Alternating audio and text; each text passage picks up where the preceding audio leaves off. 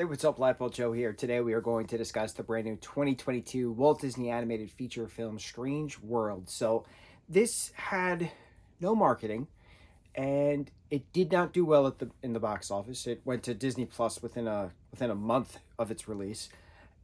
It didn't do well with critics, but kids love it. And I find it very interesting because there's so many themes and amazing visual effects to this film that just were glossed and no one is talking about it, and I don't understand this film is incredible. I watched it with my parents. We all loved it. We've seen, there's numerous movies of traveling, uh into this center of the earth, into shrinking yourself, going into an organism, Fantastic Voyage, things like that, right? So to have these different thematic elements, ooh, that was a good way to put that, and put it into a Disney film as cartoon, but keep it modern with an eclectic mix of family, it was just so wonderful. It was so modern. It was so modern. And it's frustrating that no one really saw it. No one really saw it. It's just so well done. So the Glade family, the Clades, you have Searcher Clade, who's voiced by Jake Gyllenhaal. Dennis Quaid plays his father, and so there's this quest that they're going on, and the father Clade wants to get to the other side of the mountains, and Searcher wants to just look to see what these interesting glowy plants are for, and then they part, right? So Searcher and some other Avalonian, which is the name of the city they're from, explorers look to the plants. 25 years later, we have 40-year-old Searcher, and he's a farmer, and he found out that these little Brussels sprout things have energy, so that's their power source for years now. And he has his wife Meridian, their son Ethan, and Ethan has his friends, and Ethan likes this guy Diazo, who's just such an awesome character. They all played this card game together.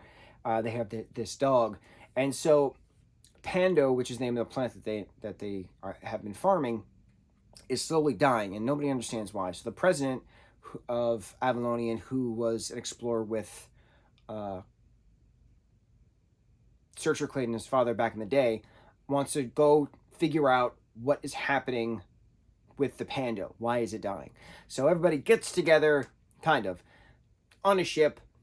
Ethan and Meridian wind up going later, and they all go into the center of this giant hole, which is where these vines happen to be coming out of. Very Stranger Things with these vines, traveling it down, and it turns out that there's a whole other world underneath the crust that they all live on. So they're figuring out what these different creatures are and what these things are doing, and aviola trees and red blood cell fish and all these different things, right?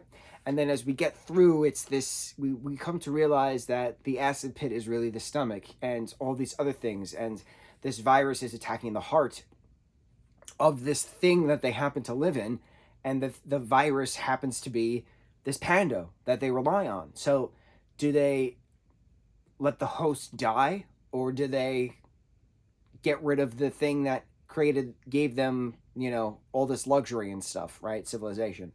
Very interesting.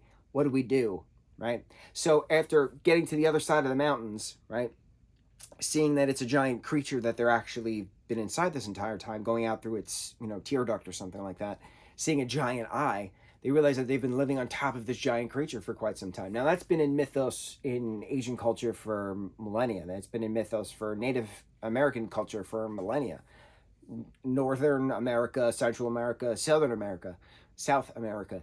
They've all, pretty much everything that's been surrounded the Pacific, let's put it that way, has some mythos of land being on top of a giant tortoise, a giant turtle of some sort, right? There's a Pokemon literally called Torterra who has that mythos to it.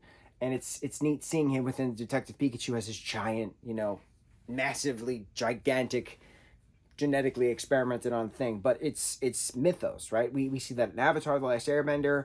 We see it in a bunch of different things. So to see it in a Disney film, very different, very neat. A lot of this didn't feel like a Disney film. It felt like you're watching an Indiana Jones kind of explorer, archaeology kind of exploration, or anthropology kind of exploration. Both archaeology and anthropology. And the title credits had that Indiana Jones kind of like lettering to it, which I thought was neat. Had like a nice little comic book intro and then comic book ending, which I thought was neat.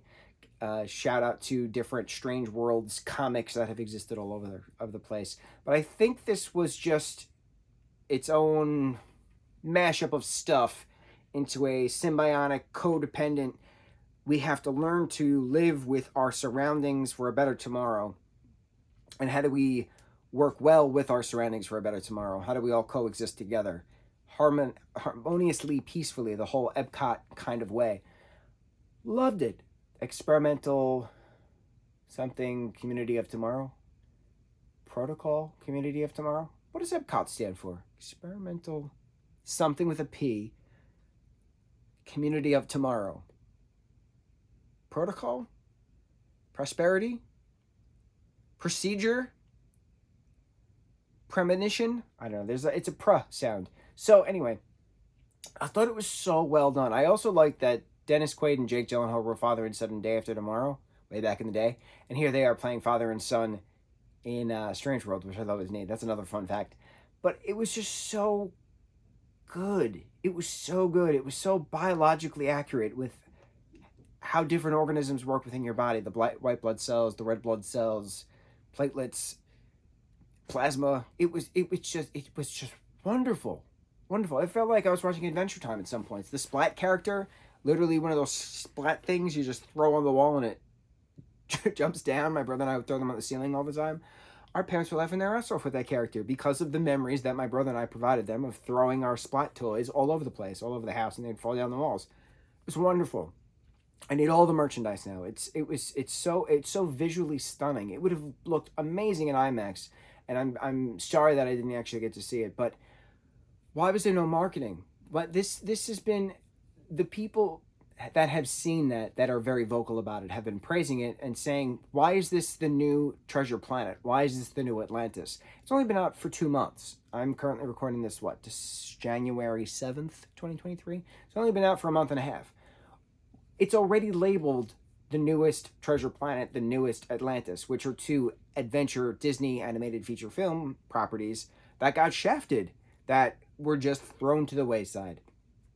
And it's interesting that the adventure Disney stuff is thrown to the wayside, but the princess Disney stuff is elevated, or the musical Disney stuff is elevated. This isn't a musical, and this doesn't have princesses, so it's shafted. Why? I don't get it. I don't get it. This was incredible. I absolutely loved it. Yeah. In the words of one of our beloved characters in Up, just because we're on an adventure kick, adventure is out there. On to the next review. Mucho mahalo.